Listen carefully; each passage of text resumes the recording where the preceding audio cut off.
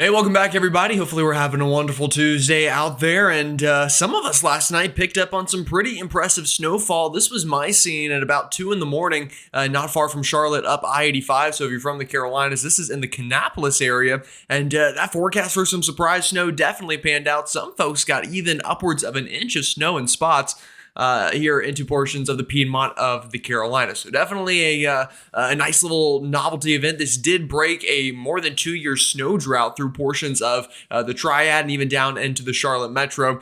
And was very lucky to experience that. So I will mention I'm running on about 2 hours of sleep right now because of that.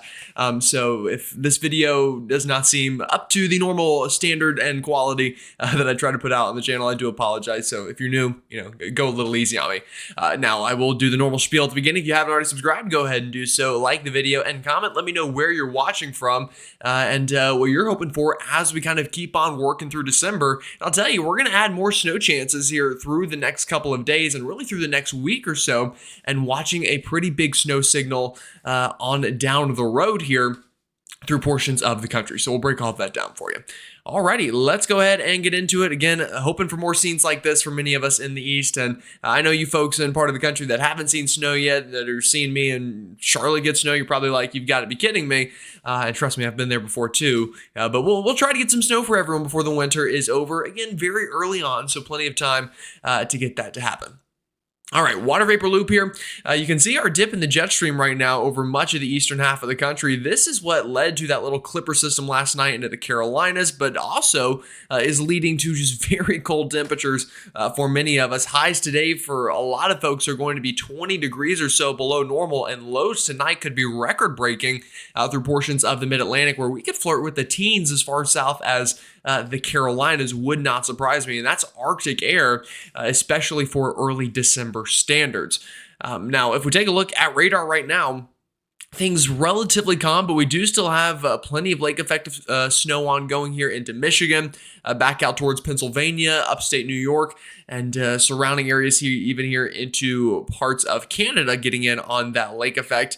Also, a little bit of snow left over even into North Carolina. We had some flakes make it all the way into Fayetteville, Lumberton, and you'll notice maybe even some of that still trying to hit the ground here, not far from Jacksonville, North Carolina this morning. And definitely give me your reports down there in the comments if you're watching in this area or anywhere in the Carolinas or the Ohio and Tennessee valleys that saw snow yesterday. Would love to hear that from all of you. Now, other than that, folks, not a lot happening right now. Out west, we remain quiet, and we'll probably remain that way for a while before a more active pattern sets up, I think, going into the 7 to 10 day time frame. But even that is kind of still up in the air on exactly what that's going to look like on the ground, but we will definitely discuss it. Watches, warnings, and advisories, plenty of snow still ongoing up here into the Northeast and into those Great Lake regions. So because of that, we do have lake effect snow warnings, winter storm warnings, winter weather advisories, really everything that you could ask for in the winter weather department outside of ice maybe, which I think we're fine with that. Most people are not a big fan of ice. Understandably, for sure. But to the south, also seeing some slick spots this morning into the Charlotte Metro, back up into the Tri-Cities, Knoxville, even southeastern Kentucky, and then into the Cape Girardeau area here, and even into extreme western Kentucky, southern Illinois, and southern Indiana. A couple slick spots from that snow yesterday. So definitely take it easy out there. I would say this morning, even tomorrow morning, going to have a hard freeze tonight. So anything that's kind of left in the shade and doesn't melt today, or something that does melt and maybe refreezes, will be a concern for your Wednesday morning commute. All right, other than that, again, not a lot going on. All right, so let's go ahead and talk about what's to come here, the current pattern, and what's on the horizon. We're going to skip meteorology in minutes today because, like I said, I'm on 2 hours of sleep, and I'm not sure I'm going to be able to explain anything all that well. In fact, if this video even survives to the end, that'll be a small miracle. But we are seeing these very low height values over the east right now. That is what is leading to that very cold air and, led to some snow even as well for a lot of folks. Now, that's going to remain for a little bit. We're going to get a secondary shot of this. This is going to be a Clipper-like system. We'll say in the family of Clippers, if you will. And that'll swing down out of Canada and into the Great Lakes and into the Northeast this Wednesday into Thursday. And this will once again promote snow chances through that region. And then potentially even another smaller clipper behind that. It's kind of hard to see. You see this little area of blue that tries to form on the edge of that bigger blue blob, if you will. And that could also bring a little bit of snow before then we're watching a pattern change going into early next week. Now, let's go and time out this clipper system first and foremost and kind of give you the details on it. Right now, this is, let me back this up into this afternoon, still lake effect like we talked about. That clipper system diving south out of Canada, and by overnight tonight, we've got a pretty good burst of snow through the UP of Michigan, northern Wisconsin, into the even upper mitten of Michigan, likely to see some snow. And then waking up Wednesday morning and getting into Wednesday afternoon, I think it's going to be a kind of squally snow day into the Northeast from New York State down to Pennsylvania, even up into portions of Maine, Vermont, New Hampshire, and surrounding areas. And that should continue into the overnight of Wednesday into Thursday. This is when we could see some snow trying to make it towards the Boston area and surrounding portions of the Northeast. Snow showers into your Thursday morning, and then Thursday afternoon continuing with those snow showers, and then lake effect likely remaining into the early part of the weekend before here comes that next little clipper. And that one has trended a little bit weaker compared to what it looked like maybe a day or so ago. So that one looking a little bit less like a big event. Let's go and zoom into the Northeast, though, for you, because I know we've got a lot of viewers here. In fact, let's change the model because we actually have mesoscale models on this now, so I can show that to you. We're going to be looking at this for the first time together, so we'll see what it shows. This is the NAM. Plenty of lake effect today, like I mentioned. That is not going to be something that we run out of. Then here comes the overall bigger shield of snow.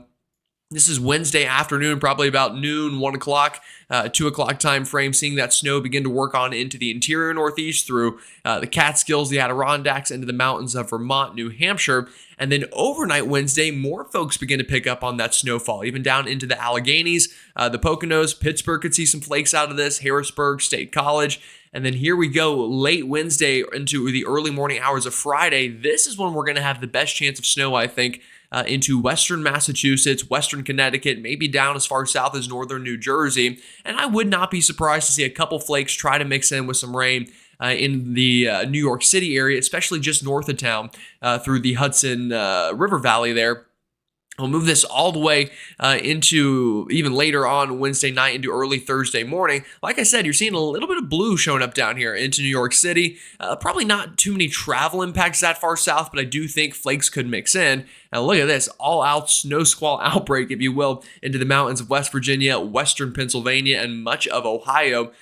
For your early Thursday morning commute. Snow falling in Boston on this model. Probably going to be those big, fat, wet snowflakes for you folks. And all of this continues into the day Thursday as snow showers continue to rotate on through. I think that's probably a pretty good forecast there from the NAM.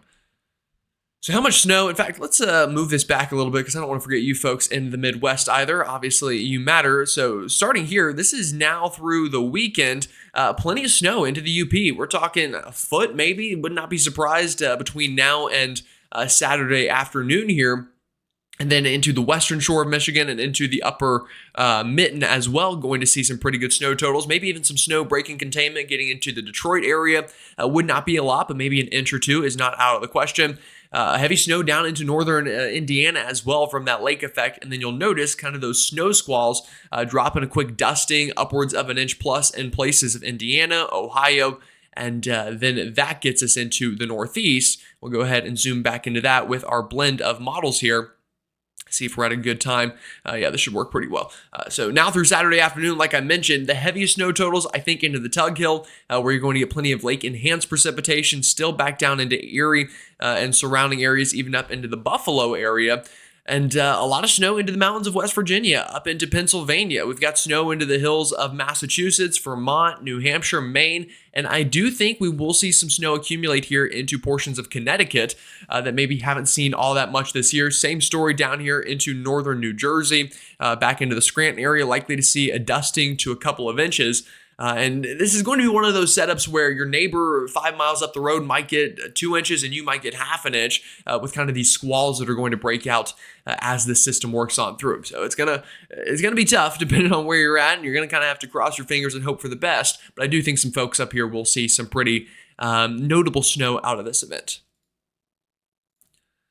All right, so what kind of pattern change have we seen in the models and we're kind of taking a look at here? Well, this is that first big blob of cold that works on through. That's the Clipper system I just showed you. After that, we see a piece of some ridging begin to build back into the east. This is a little less than a week from now. This is next Sunday into Monday, and this is going to help to warm us back up a little bit, try to get us back to average, maybe even a little bit above average in the temperature department. And then after that works on through, you'll notice troughing showing up on the models out here into the west. Now, this tells me a couple things. I think we're going to get a storm track next week that does something kind of like this, forming somewhere down near the Gulf and then riding up through the Mississippi and Ohio River Valley. That could bring severe weather, it could bring snow, it could bring ice, it could bring it all. And then the models have been hinting after that that this trough scoots a little bit east, and we'll have to watch in the 10-day time frame. After the first storm kind of works on through here and brings in some cold air, can another storm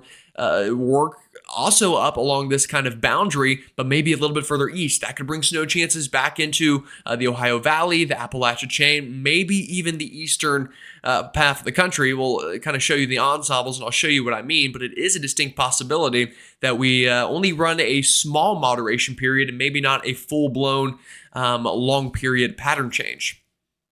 So here's a GFS.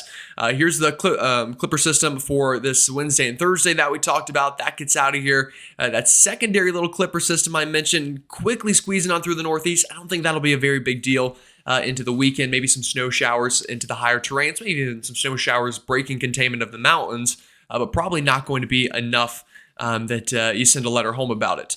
Now, after the fact, actually, let me back this up a little bit as well. I will mention we will have some rain with the Clipper system moving through Wednesday and Thursday. Another little kind of disturbance down into the Gulf states, so Texas, Louisiana, Mississippi, Alabama. You should see some rain as well Wednesday night. Did not want to forget you folks before that kind of dissipates a little bit.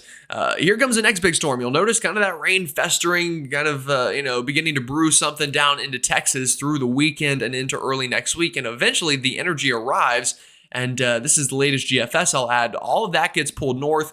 We see a big warm up in the east, a lot of rain in the east, and then a more pronounced storm system. This is about a week from now, right now. This is next Tuesday afternoon. Again, here's that big trough we talked about. You get low pressure to form along it and ride up kind of through the eastern or the central east, I guess, or the east central half of the country. I don't know what you want to call this area. But likely to see some snow out of that, some rain. Now, who exactly gets what? That's still up in the air, folks. But I do think we'll get a storm out of it. Then that swings north. I mean, that's a lot of snow and strong winds for somebody here in about a week. And then after that, our cold air works back east, and look what happens. Another storm begins to fester, and this one also pulls northward and gets some snow once again to break out into Appalachia and into the Northeast about 10 or so days from now with kind of an overrunning pattern. So a lot to discuss here for sure, a lot to break down, and we'll do that even more as we get closer into time. European, same general idea. Here's this Wednesday, Thursday storm. There's that little Clipper later this weekend. And then we get into next week, and here comes a more potent storm system bringing rain through the Ohio Valley down into the southeast. Snow somewhere, it's going to depend on the track of this low. The European this week even tries to get some snow back into the northeast with kind of a cold air damming event out of that first storm.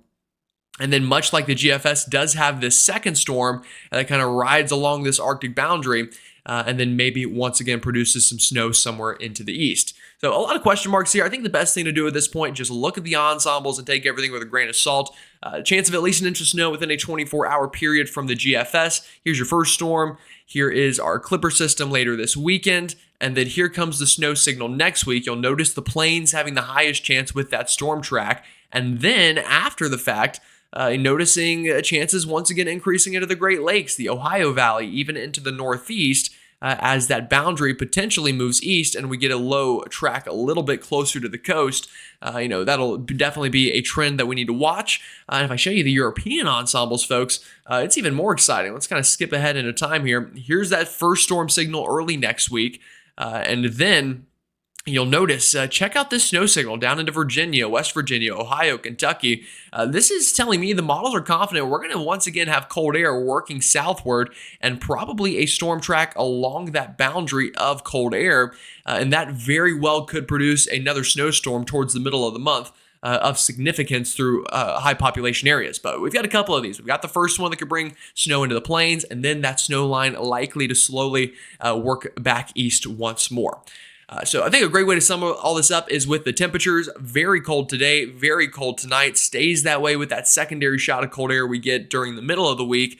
But by this weekend, and especially early next week, this is Sunday into next Monday, notice we warm up pretty good once again into the east as that ridge builds back in. Going to get a little bit of relief from the cold, but don't get too excited because here's that boundary setting up in about 10 days, and this once again could lead to active weather here east of the Mississippi. Alrighty, folks, that's all I got for you. I know that was a bit of a marathon. I'm, like I said, running on not a lot of fuel right now, but that'll be okay. And then tomorrow we'll get back to normal with kind of the normal groove of things and the normal setup. Alrighty, folks, you have a great one. Stay safe out there. Think snow, and I'll see you all tomorrow.